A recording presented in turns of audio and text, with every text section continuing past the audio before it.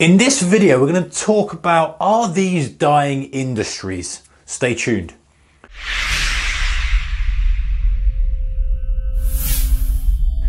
Hey traders, a very warm welcome to you. Okay, so I was having a discussion with another trader about dying industries. Are there any industries out there that we know are dying or are likely to die, in which case money should be flowing away from stocks that are, or investments that are related to these industries into perhaps other industries? So I thought, you know what, let's do a video and let's see what you guys out there think, to add to the comment section below, of which industries are potentially dying that might offer good short opportunities or might offer good long opportunities in something else that's taking its place from a pure trading or investment perspective. All right, so the first one I've got for you is bricks and mortar retail. So that could be things like apparel, shoes, what have you, and the actual asset itself, i.e. the building that those retail units sit on. Why do I say that? Now, obviously, we have the rise of e-commerce. A lot of people are doing a lot of shopping online. The flip side of that is, do people still need to physically see clothes, shoes, apparel, what have you, in their hand before they purchase? Or are people getting used to buying online now? And with technology now, I know that you can see like a shoe being rotated in 360 degrees. They're finding better ways of displaying the shoe, displaying the product to you, whether it's on a model, whether it's on this, whether on that. Is that, obviously you can't try it on in terms of how it fits, but many of them are allowing you to send it back for free. So does that overtake completely the whole bricks and mortar retail thing? Interesting one to think about. There are a lot of companies out there that are struggling, but don't think that's an easy short, because a lot of those companies are sensible enough to, hey, you know what?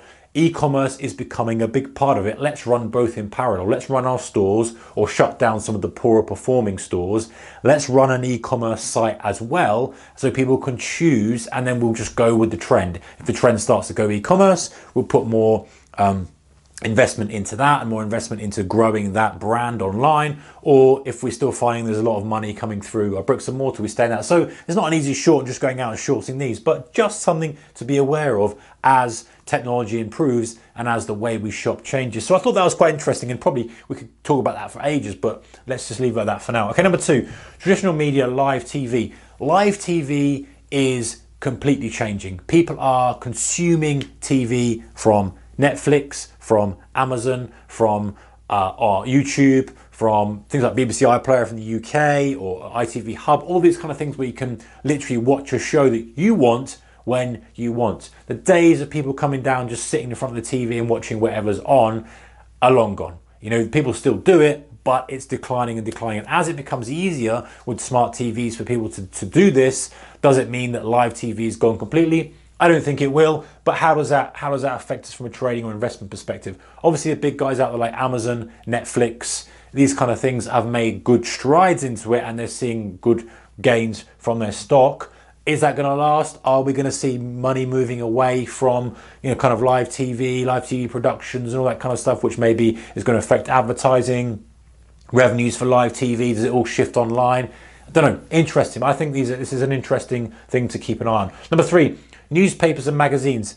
Newspapers and magazines have long been in decline. Obviously, a lot of people get their news from the internet now. A lot of people consume entertainment that they would do from magazines, from social media and other sites that they look at. So the days of people buying magazines are declining. So that means magazine companies and newspaper companies, unless they are shifting a lot of their stuff online, which I know a lot of them are, which is why we kind of talk about this, because it's not clear cut saying, oh, that's definitely not going to happen, but they're moving perhaps from a just purely paper version to a digital version, put them in together. Some people are dropping the paper version completely and just going pure digital, but it's a trend to watch. Any companies that are really exposed to the physical newspaper or the physical magazine industry might be worth looking at in terms of a declining industry. Number four, landlines. Guys, landlines are dying, we know that. Most people have got mobiles now. Only a few people seem to have landlines at home.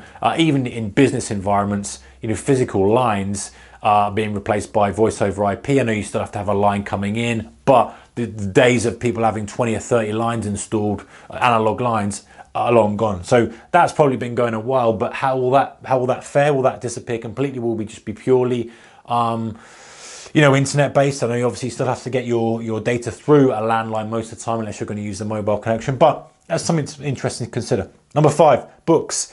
This is an interesting one because when I talked about books, I said, I still like actually having a book in my hand. Yes, obviously I've got a Kindle.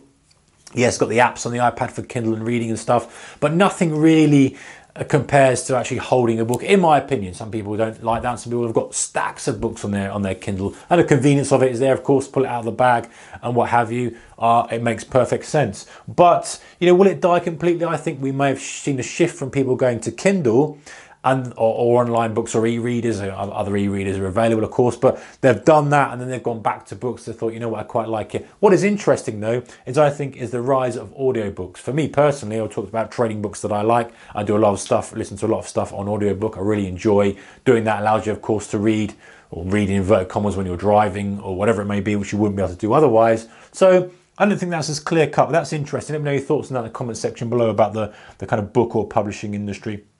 And the final one I've got here is traditional fuel. So oil, gas, and maybe there's a sort of a spin-off there into cars, which are starting to become obviously hybrid and electric now, taking advantage of the improved technology in there. But the laggards perhaps might struggle if they're using traditional fuel. I don't know. This is, again, an interesting one. Is it something we're going to push towards?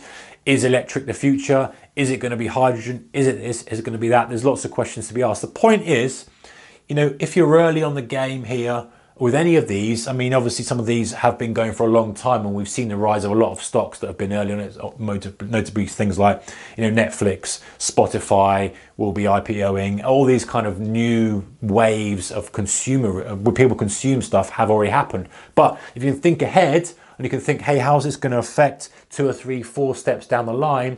You can make investments in things that potentially could make a lot of money from the shift in where we consume things, or even short positions on things that are doing quite well now, but potentially the revenue is going to move away from them into something else if they aren't quick on the mark and on the ball to change their business model.